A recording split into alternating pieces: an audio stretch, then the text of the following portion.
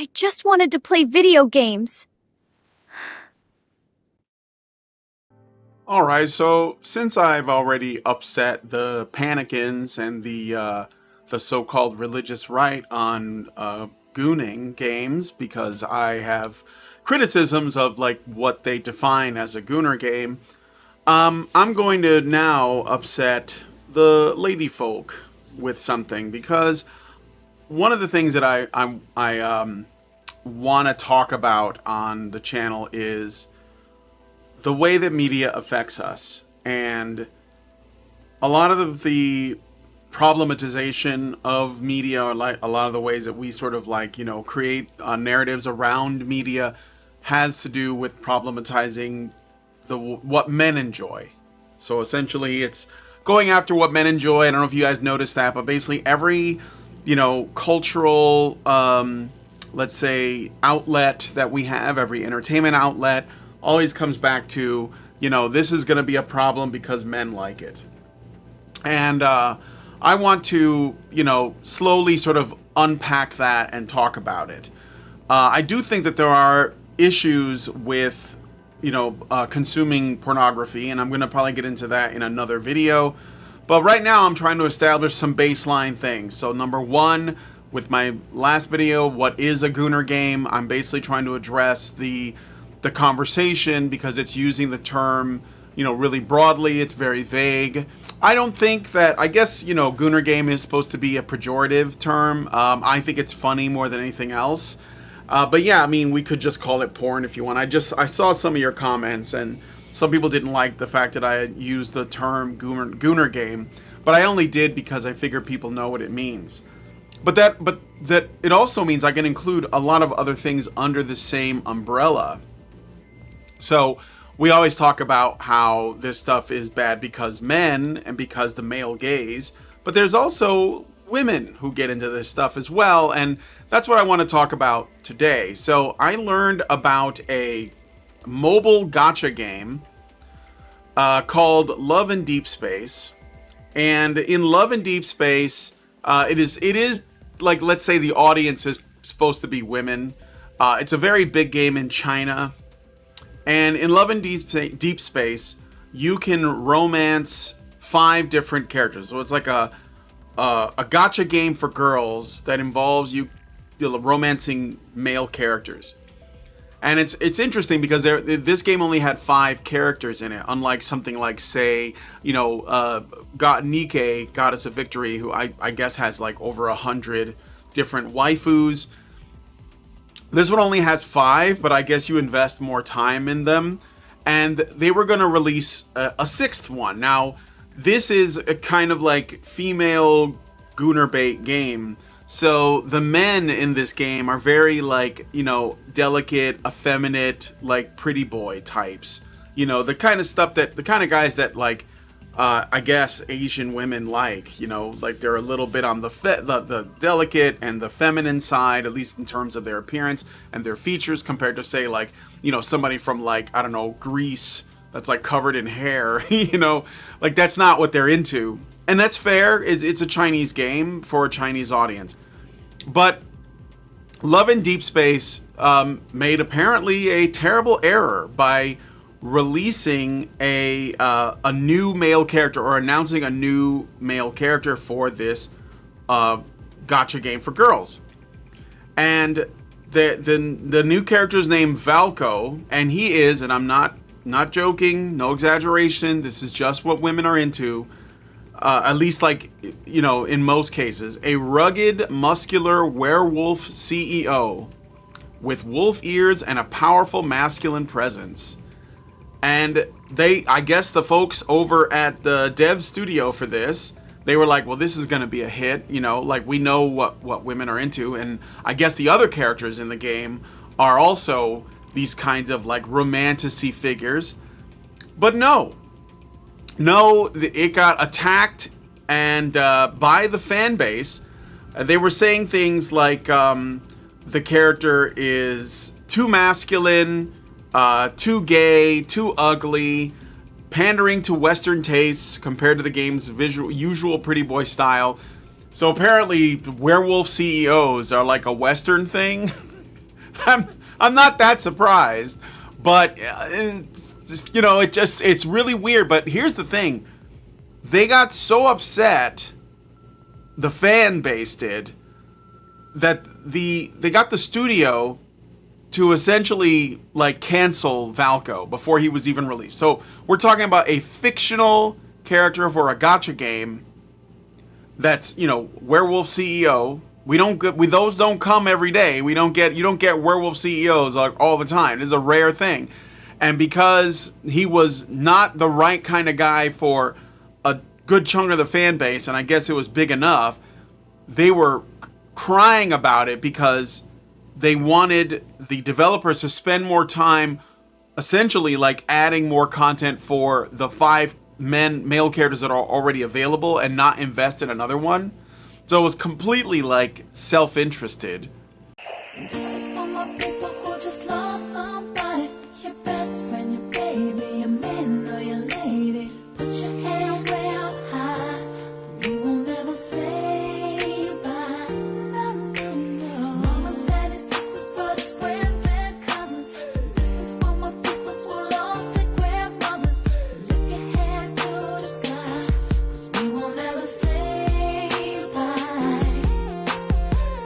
And they got them to do it. The devs pulled the character, they canceled the development, and there was probably already a lot of work put into it. There was already artwork and, probably other things, put into it. But they did this specifically because of their own self-interest. So essentially the character never came out, and the devs had to release an apology. So this is some of the stuff they put out, like a big apology letter. I don't understand it, but here are some of the things they said. After reflecting on recent events, we recognize that we moved forward with the introduction of Valko before we were truly ready. In doing so, we let down the players who have supported us from the start, and we also fell short of delivering the experience that players anticipating Valko deserved. We have decided to cancel both the launch and any further development of the new love interest.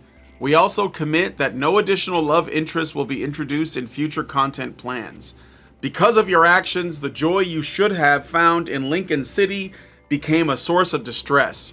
And the feelings you hold most dear were hurt. We're talking about a person that doesn't exist, like a fictional character, okay? We are deeply sorry for the hurt and disappointment we have caused.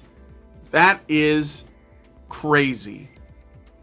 I have seen fans get mad about changes in games. I'm a big fighting game guy, and a lot of times when, either a new fighting game comes out or a sort of updated version of a fighting game, or they patch, do a balance patch or some kind of adjustments, you're always going to get people that are upset. Same thing with like hero shooters. I remember, investing a lot in Overwatch. And there were always moments where they'd get a new patch and they say, we changed this and this and this. And, you're always going to have people that are not happy with whatever the changes are. It doesn't matter. But I've never seen them get so riled up and so angry that the devs were like, we're sorry, we're not going to do this. And this is for a gacha game. So this struck me as something interesting. Women, when they invest in something, they really get invested in it. Like, I remember when ChatGPT got a big update, and they reset a bunch of ChatGPT accounts, and like the AIs, and these women who had like invested a great deal of time, like essentially building a love relationship with an AI, were just heartbroken. They acted like their lover died because they put through an update and the AI did not remember any past conversations. I mean, it's crazy. I also remember, of course, who could forget Raylo, the Raylo fans. They were heavily invested in Rey and Kylo Ren getting together. And when the story didn't give them exactly what they wanted, especially because Kylo Ren died at the end of these terrible movies, a loud part of the fandom got really furious and lashed out really hard. Now, with movies, you can't really like undo what's been done. it's just, I can't believe I'm even talking about this. Like, this is a gotcha game for girls, and they completely lost their mind. And they thought that the money that was going to be going towards Valco, which by the way has already been spent, like, they're not undoing what was done, but it doesn't matter because they're pissed off. They wanted it to go towards their virtual gotcha game boyfriends. That's where it's at right now. I think this is unhealthy. I don't know about you, but I'm just going to go out on a limb and say that this is unhealthy behavior for anybody to get involved with. And so it makes me wonder, like, you know, like to what degree are these women invested in these characters? Like, why aren't they going out and meeting real men? They're building relationships with fictional men in the same way that men essentially goon to pornography. In fact, this is like the female equivalent of gooning, and that's why I brought it up, because I want to draw attention to the fact that yes, women do this too, and a lot. I mean, women are more, they're into more hardcore porn that involves, you know, like physical abuse and rape fantasies and things like this. It's just true. So like, if we can talk about what the potential issues or challenges that, you know, getting into this kind of content can have on people, but we should not discuss it in a way that is essentially like, you know, a gendered, for lack of a better term. This is not a gendered issue. This is just, it's a you know, problem that people face, right? So anyway, I just thought I would share. I thought it was super interesting. Like, yes, women be crazy. They're pretty upset. Like, they're claiming that like the development of a new character in a video game is stealing resources from their actual husbands, and that's how they see this. They see these fictional love interest characters as a source of, you know, like personal validation of their resources, and so anything that's going towards something else upsets them, and so they want to change the world to fit that. They want to change the game to fit what they want, and the devs are giving that to them. So I guess, you know, the customer is always right in some sense. But anyway, let me know what you guys think about this in the comments.